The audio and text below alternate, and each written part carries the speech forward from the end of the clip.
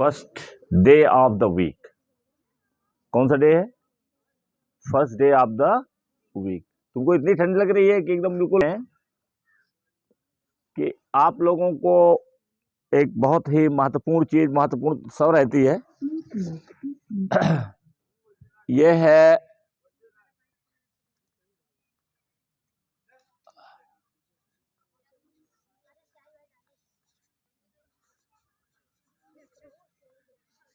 Gratitude की meaning क्या है हिंदी में, उसको क्या कहेंगे, हम क्या समझेंगे, क्योंकि समझना जरूरी है। थैंकफुलनेस, एहसानमंद होने का, एक तरीके से एहसानमंद होना, एहसानमंद रहना, इसमें कितनी पावर है, ये आज इसके बारे में हम पढ़ते हैं। ग्रेटिट्यूड ये ग्रेस का यूनिवर्सल पावर के दरवाजे को खोल देता है। ग्रेटिट्यूड, यदि आप एहसानमंद हैं तो द ग्रेस ऑफ यूनिवर्स या गॉड, जो भी नाम दिया गया है, उसके दरवाजे को खोलता है। आप जानते होंगे कि दुनिया में लोग कहते सुने जाते हैं, आपके यहाँ, हमारे यहाँ लोग कहते रहते हैं कि एहसान मानने वाले कम लोग हैं, एहसान मानने वाले कम लोग हैं, क्योंकि वो अनट्रेन्ड माइंड है। अनट्रेन्ड माइंड, तो ट्रेन्ड माइंड और अनट्रेन्ड माइंड में काफी अंतर होता है। अब उनको सिखाया नहीं जाता है कि हमें ग्रेटफुल रहना चाहिए। ग्रेटफुल किसके लिए? ग्रेटिट्यूड हम किसके लिए? हमारे पास गिफ्ट के रूप में बहुत कुछ मिला हुआ है, उपहार स्वरूप मिला हुआ है। जैसे ये ब्रेन है, ये बॉडी है, यह सब गिफ्ट के रूप में है। हमने इसमें कोई प्रयास नहीं किया। प्रयास किया किसी ने? और इसके साथ साथ इसमें असीमित पावर है। वी हैव अनलिमिटेड पावर, असीमित पावर है हमारे ब्रेन में, हमारे माइंड में असीमित पावर दी गई है, और इसके लिए हमने कुछ किया नहीं है। इसमें जितनी भी पावर है, power of creation, imagination, imagination हमारे पास दुनिया की सबसे बड़ी पावर के रूप में जानी जाती है, क्योंकि इस दुनिया में जो भी निर्मित है वह किसके द्वारा है? इमेजिनेशन के द्वारा। हम पहले सोचते हैं, कल्पना करते हैं, इसके बाद बनाते हैं। जहाज बनाने की कल्पना, उसके बारे में सोचना लियोनार्डो डा विंसी ने किया था। उसके दिमाग में आया कि यदि चिड़िया उड़ सकती है तो मनुष्य भी उड़ सकता है। यदि इसमें पंख लगा दिए जाएं तो मनुष्य भी उड़ सकता है। फिर एक आदमी है और उसको पंख लगा करके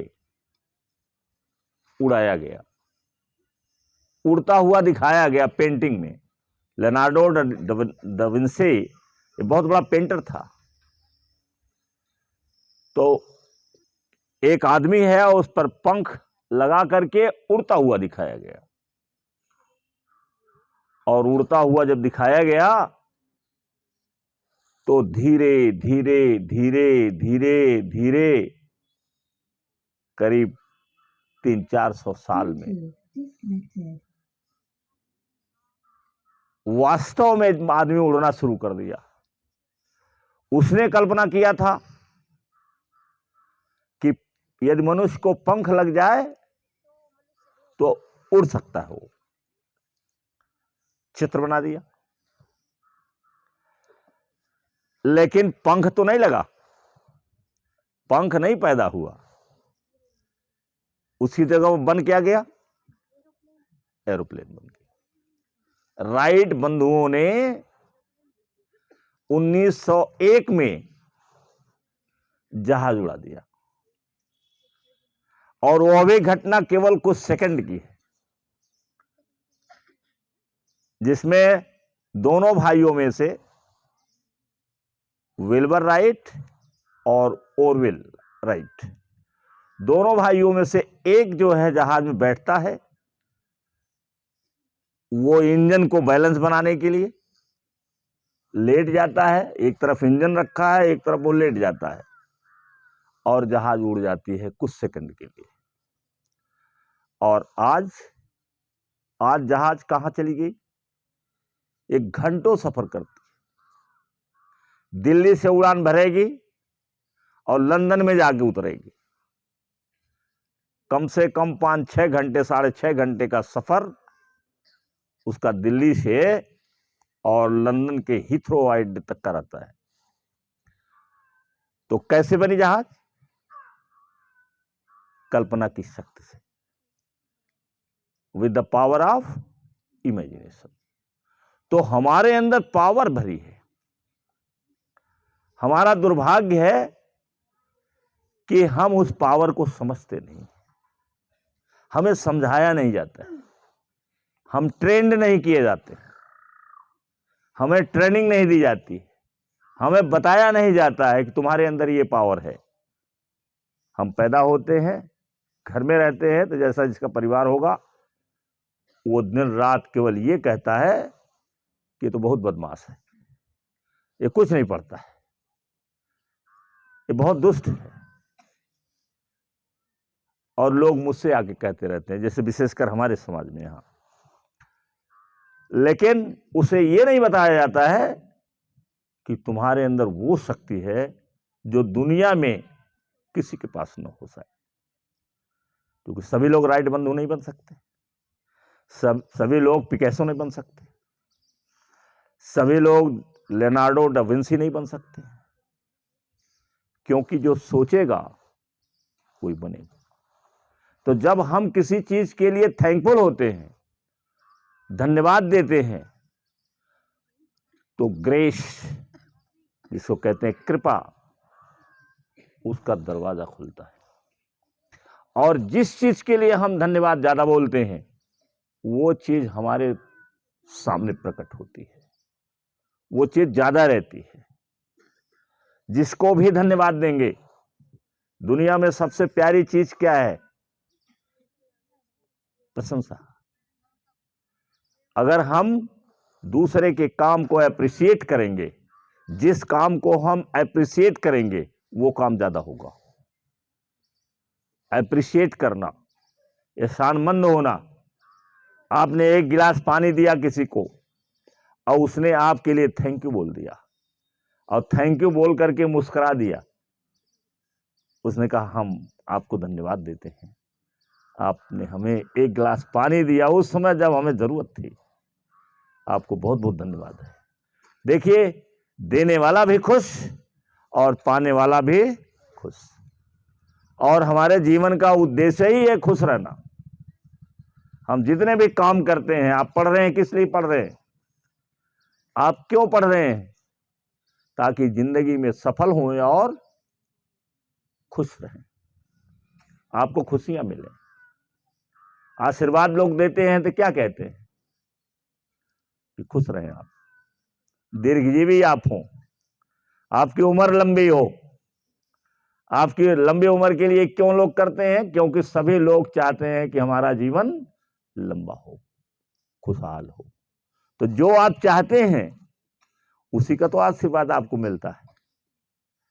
कहते हैं ना लोग, आप प्रणाम करिए तो बोलेगा खुश रहिए, खुश रहिए, खुश रहिए।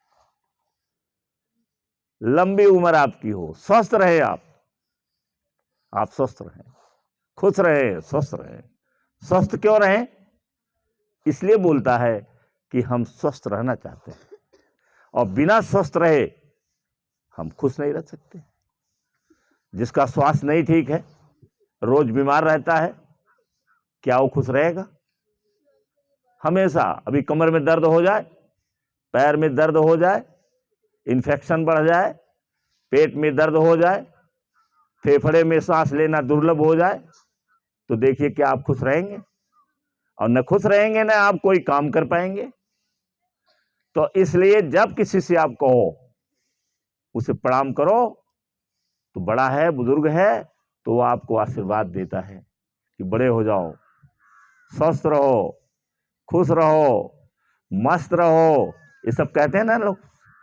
जबकि ये अनट्रेंड माइंड वाले हैं, इनका माइंड कोई ट्रेंड नहीं है, फिर भी ऑटोमेटिक लोग बोलते रहते हैं।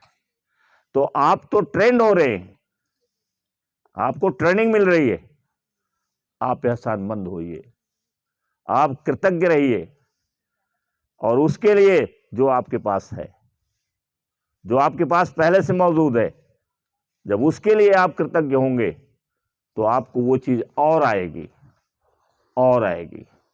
अगर आप किसी व्यक्ति को आप धन्यवाद देंगे उसके काम के लिए, तो एक तो वो और ज्यादा काम करेगा, और दूसरी चीज है कि आप भी खुश और वो भी खुश रहेगा कि हमको धन्यवाद मिला।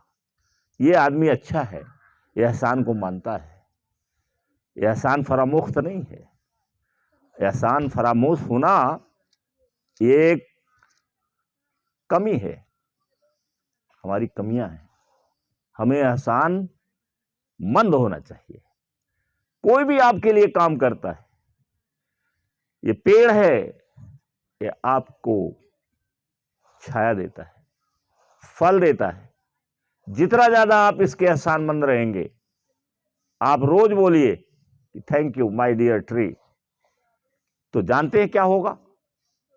आप सोचते हैं कि वो निर्जीव है, उसमें भी एनर्जी है।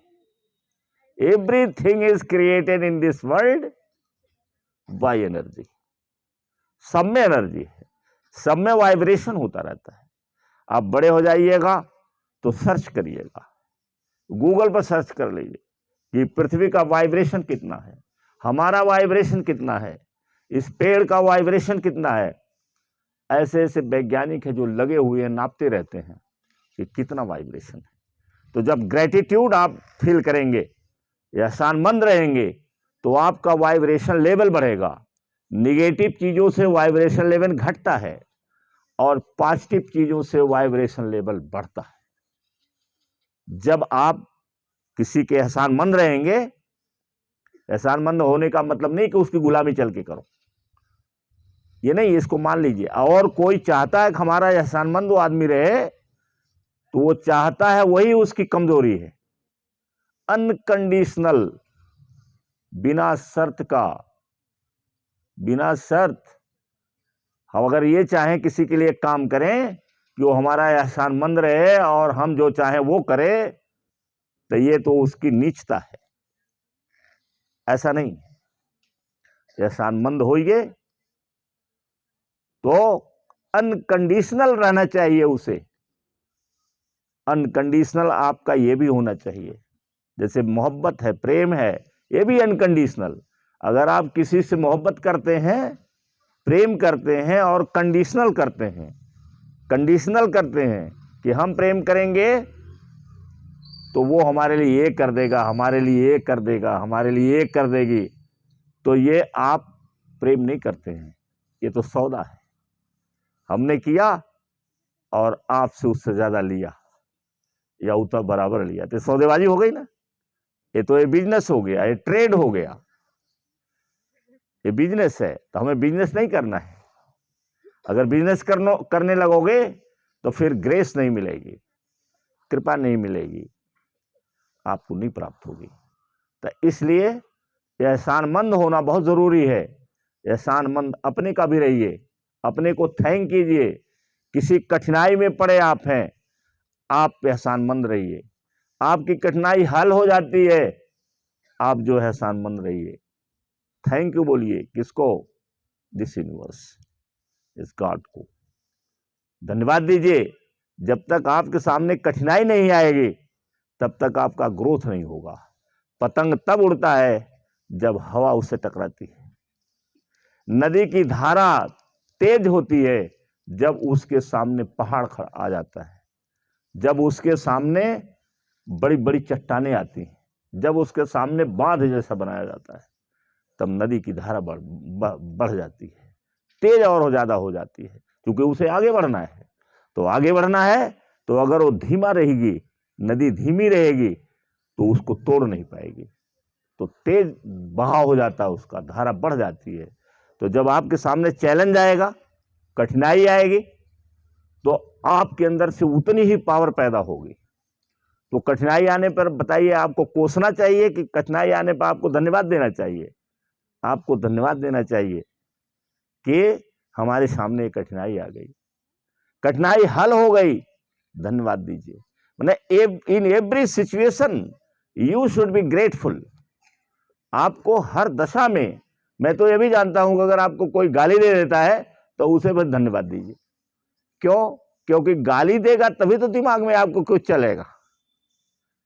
कोई ये कहता है कि अरे तुम्हारे दिमाग में गोबर भर गया है, तो उसको भी धन्यवाद दीजिए, क्योंकि उसने कहा और आपने ये सिद्ध करना शुरू कर दिया कि मेरे दिमाग में, मैं तो दुनिया का सबसे इंटेलिजेंट हूं, मैं सबसे ज्यादा तेज हूं, मैं तुम्हें बताता हूं, मैं तुम्हें बताती हूं कि इंटेलिजेंस क्या होता है।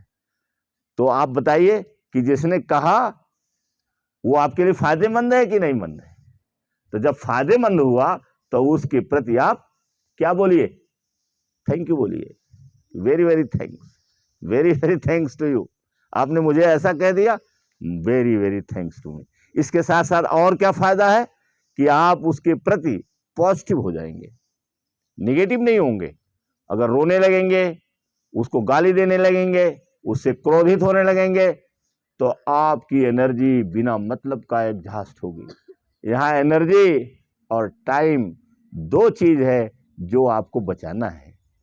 और जब एहसानमंद रहेंगे तो आपकी टाइम बचेगी, आप किसी के प्रति खराब भावना नहीं रखेंगे, खराब भावना नहीं रखेंगे तो आपकी एनर्जी बची रहेगी। और एनर्जी का जो प्रयोग है आप अपने काम में लगाइए, अपने बढ़ोतरी में लगाइए, अपने डेवलपमेंट में लगाइए। और एक दिन ऐसा आएगा कि इतना डेवलप कर जाएंगे आप कि वही व्यक्ति जो आपके लिए खराब बोलता है, वही जो है आपके पास आएगा, और हो सकता है अंदर अंदर पछताता रहे कि मैंने ऐसे बोल दिया। तो इसलिए एहसानमंद रहिए। और आज के लिए विशेषकर देखिए, 2 टीवी सेट यहाँ आ गया है, जो 5th में लगेगा और 7th में लगेगा। और जब भी वो लगाने वाला आएगा, इंस्टॉल करने के लिए आएगा, तो लगा देगा, आज आए, कल आए, परसों आए। और ज़्यादातर तो नीरज जानेंगे, क्योंकि उन्हीं का संपर्क रहता है। और जो ये टीवी सेट दिया है, उनका नाम है श्री महेंद्र प्रताप यादव। वो उनको मैंने बीएड में गाइड किया था, जब मैं बीएड कर रहा था तब। इंग्लिश का मैं इंग्लिश पढ़ा रहा था, उनके घर में ही रहता था। जितना मैंने पढ़ाया नहीं, उससे ज़्यादा उन्होंने खिलाया मुझे। आज भी संबंध है। तो नैनीताल में वो लेक्चरर हैं, बल्कि वो प्रिंसिपल हो गए थे, मैंने ही रोक दिया। और वो भी हिचक रहे थे, तो मैंने कहा छोड़ जाने, तो बहुत बवाल है ये, तुम आराम से रहो। तो वो अभी मार्च में रिटायर हो जाएंगे, घर चले जाएंगे। तो उनसे मैंने कहा कि हमारे 2 क्लास ऐसे हैं जहाँ पर टीवी सेट नहीं है। अभी 2 क्लास क्या, अब भी सारा है, लेकिन मैंने कहा 2 क्लास लगना बहुत ज़रूरी है मेरे लिए, 5th और 7th। 7th में खाली जा रहा है और 5th में भी है, बाकी तो नीचे है। अभी वो भी चलेगा, धीरे धीरे धीरे धीरे धीरे हो सकता है साल भर में, अगले इसी सत्र में वो भी हो जाए। तो वो दिए हैं, इसलिए हम चाहते हैं कि कोई 7th का आए और उनको धन्यवाद दे। आओ 7th का, 7th क्लास।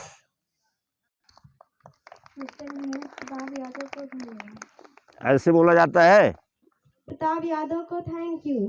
हाँ, उनको हम धन्यवाद देते हैं, उनको हम धन्यवाद देते हैं। विद्यालय की तरफ से, विद्यालय की तरफ से हम उनको धन्यवाद देते हैं। Thank you. चलो ठीक है, स्टैंड अप, स्टैंड अप।